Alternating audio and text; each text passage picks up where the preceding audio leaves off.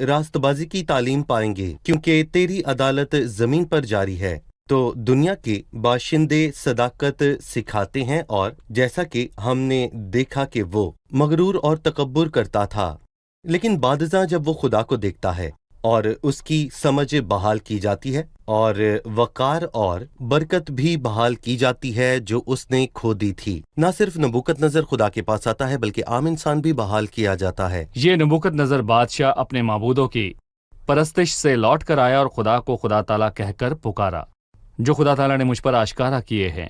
خدا تعالیٰ کا لقب خدا سے متعلق ہے۔ جب نبوکت نظر نے اسے استعمال کیا تو آپ اس میں کیا فرق دیکھتے ہیں؟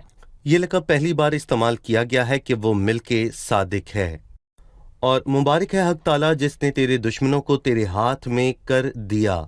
یہ وہ شخص ہے جو مسیح کو 1000 سالہ بادشاہت میں ممتاز کرتا ہے۔ نبوکت نظر جان گیا کہ وہ بلند و بالا ہے اور کل اختیار اس کا ہے، بلکہ جب وہ متکبر تھا تو اس کا دل حیوان کا سا ہو گیا، بلکہ خدا تعالیٰ جو کہ عظیم اور بلند و بالا ہے وہی خدا ہے۔ یہاں اس نے اچھی گواہی دی، اور باب کے آخر میں ہم ایک حیرت انگیز گواہی کو دیکھتے ہیں۔